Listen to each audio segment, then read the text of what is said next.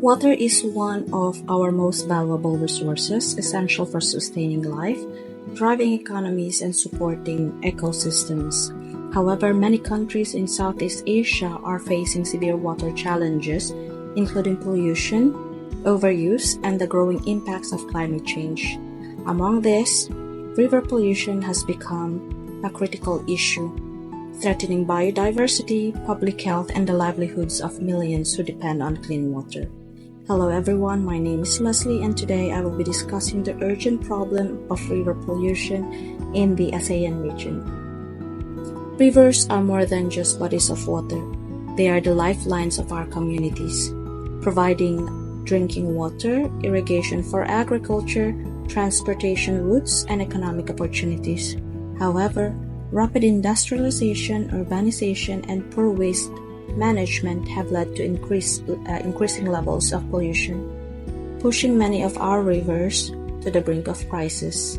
In this presentation, I will introduce innovative and practical solutions to address this issue and promote the sustainable management of water resources, from advanced water treatment technologies to community-driven conservation initiatives. We will explore how governments, businesses, and individuals can work together to protect and restore our rivers. The future of Southeast Asia's waterways depends on the action we take today. So let's go ahead and dive into these solutions and discover how we can create a cleaner, healthier, and more sustainable future for our rivers and our communities. Before we dive into the solutions, let's first understand the water-related challenges in ASEAN countries. In Southeast Asia's river systems, as highlighted in the ASEAN Post videos, are among the most critical yet severely polluted waterways in the world. These lifelines, essential for millions, are being overwhelmed by plastic waste, untreated sewage, industrial discharge, and agricultural runoff. The scale of pollution is alarming. Entire ecosystems are deteriorating, threatening biodiversity, public health, and the livelihoods of communities that depend on these rivers. The consequences extend far beyond environmental damage. Polluted rivers in countries like Indonesia, Thailand, and the Philippines contribute to widespread waterborne diseases, declining fish populations, and economic downturns in vital sectors such as fisheries and tourism. In some regions, access to clean and safe water has become increasingly precarious, disproportionately affecting rural and low-income communities. The region surrounding the Mekong River is one of the most biodiverse regions in the world. It contains more freshwater biomass than the entire continent of Africa. It's also one of the most polluted rivers in the world, transporting an estimated 40,000 tons of plastic waste to the ocean each year. By 2050, the regional population will increase by more than 110 million people, only increasing the amount of plastic pollution. Near the mouth of the Mekong lies the Coral Triangle, one of the world's most important marine habitats. Mekong River of Plastic will be the first scientific study of microplastic transport through a mega river.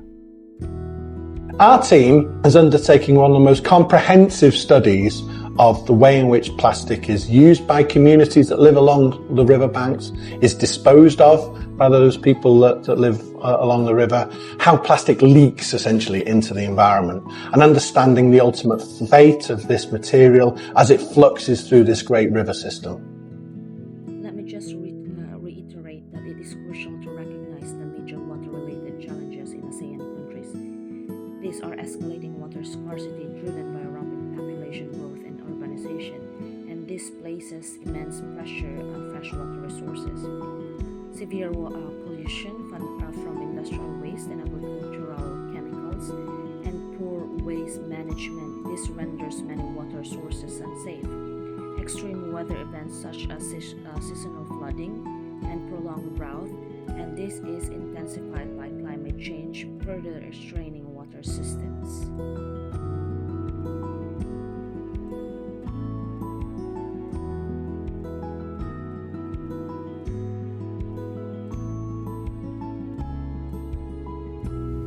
The first solution is implementing rainwater harvesting systems and smart storage solutions. This involves collecting and sorting rainwater from rooftops, streets, or open spaces and using it for irrigation, household needs, or drinking water. Smart storage technology like underground tanks with sensors helps monitor water levels efficiently. Implementing rainwater harvesting systems in urban and rural areas can help alleviate water shortages. Smart storage solutions such as underground reservoir with sensor-based monitoring ensure optimal water conservation and distribution. This solution is already being used in Singapore through its Active Beautiful Clean or ABC Waters program, which integrates rainwater collection into urban landscapes. Water scarcity is a growing concern worldwide, and sustainable solutions like rainwater harvesting can play a crucial role in addressing this challenge. By capturing and storing rainwater efficiently, communities can significantly reduce their reliance on depleting groundwater resources and municipal water supplies, while ensuring a stable water source for various needs. There are benefits of having rain harvesting methods. It enhances water security, it provides a consistent supply for irrigation, domestic use, and even potable water when treated. It supports sustainable agriculture, particularly beneficial in rural areas where farmers struggle with erratic rainfall. It mitigates urban flooding, reduces surface runoff, preventing waterlogging, and soil erosion. It also promotes eco-friendly urban development, encourages cities to integrate water-saving mechanisms into their infrastructure. We have already seen the real-world impact of rainwater harvesting methods in Singapore's Active Beautiful Clean Waters program, where it is a prime example of how rainwater harvesting can be seamlessly incorporated into urban planning. By integrating rainwater collections into cityscapes, Singapore ensures efficient water management while enhancing environmental sustainability. By investing in rainwater harvesting and smart storage, we are not only conserving water but ensuring a sustainable future for generations to come. Let's make every drop count. The heart of these solutions lies in empowering local communities to take responsibility for their environment. This can include organizing river cleanup, establishing plastic recycling programs, and educating local populations about the harmful effects of river pollution. When local communities are actively involved in waste management, they become agents of change. This approach has proven successful in places like the Philippines, where people-led initiatives like the Adopt a River program have not only cleaned up local rivers but also helped foster a sense of environmental stewardship among residents. However, the main challenge for this is raising awareness and ensuring community participation. Not everyone may understand the full scope of the issue, and some may not see how their individual actions can make a difference. The challenges is limited community capacity. Many communities lack the technical skills, knowledge, or training needed for effective resource management. It is difficult in understanding legal frameworks or environmental science. There is also weak institutional support, inadequate support from the local governments, NGOs, or national agencies. There is also poor coordination among stakeholders can lead to fragmented efforts. There is also conflicts over resource use. Overlapping claims or unclear land resource ownership may cause disputes within or between communities. There is also competing interests like conservation versus livelihood can create tension. There is short-term economic pressures. Communities in poverty may prioritize immediate income over long-term sustainability. Overharvesting or illegal activities may occur when alternative livelihoods are lacking. There is political and power imbalance. Elite or influential groups may dominate decision-making, marginalizing women, youth, or indigenous voices. Corruption and patronage system can undermine fair resource use. There is also climate change and environmental degradation.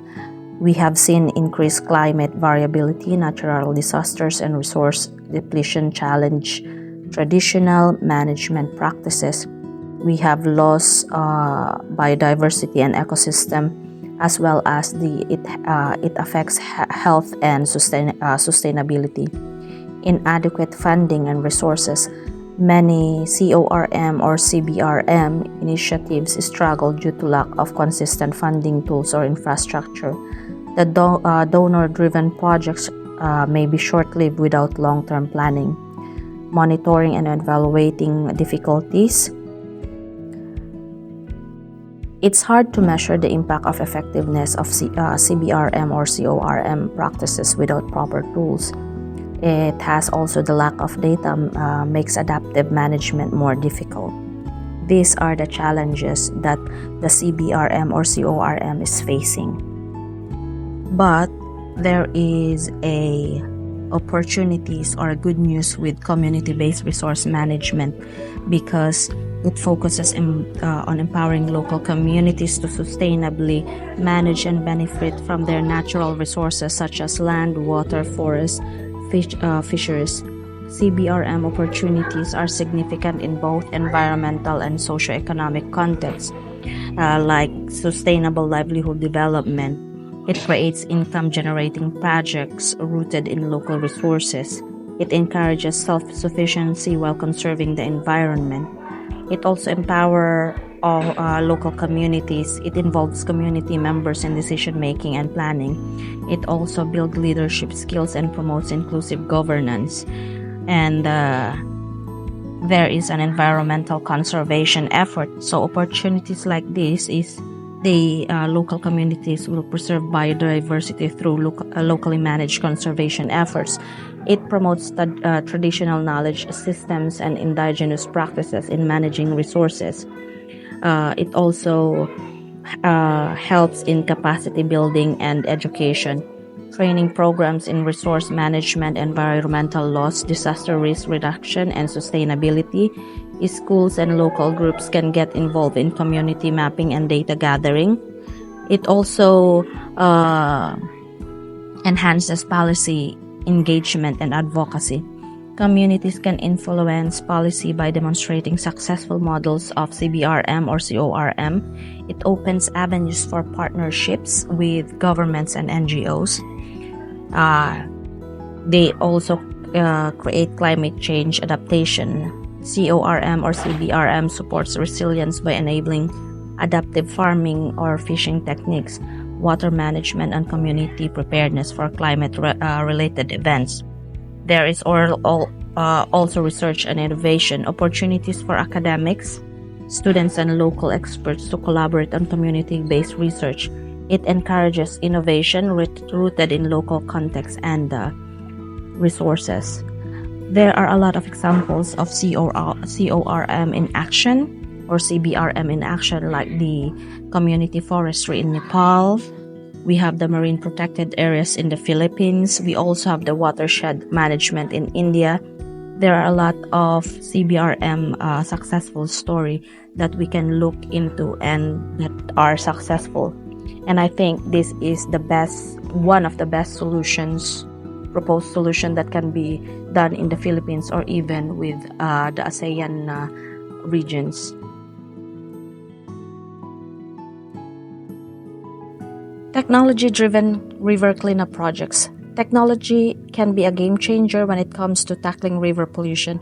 One promising solution is the use of floating trash barriers, which are deployed in rivers to catch plastic waste before it reaches the ocean. These barriers have been used in countries like Indonesia and Malaysia with great success. Additionally, AI-powered water monitoring system can detect pollution levels in real time, helping authorities to take action more quickly. Another innovative approach involves bioremediation, where microorganisms are used to break down pollutants in the water, effectively cleaning the river naturally. While these technologies are promising, the main challenges is the initial cost of implementing such systems. Moreover, ongoing maintenance and monitoring are required to ensure their continued effectiveness. The opportunities here are immense, with the rise of tech companies and startups focusing on environmental solutions, we can expect more affordable and scalable technologies to emerge. Collaborative efforts between these tech companies and governments can make this solution accessible to a wider range of countries in the ASEAN region. As we come to the end of this presentation, I want to leave you with a thought. Solving the water pollution crisis in ASEAN requires a collaborative effort, one that involves governments, businesses, communities, and each of us individuals. Each of us has a role to play in protecting our water resources, whether it's by participating in local cleanups, reducing our use of single-use plastics, or supporting policies that enforce better wastewater management. Our collective actions can create meaningful change. Let me just ask you this question.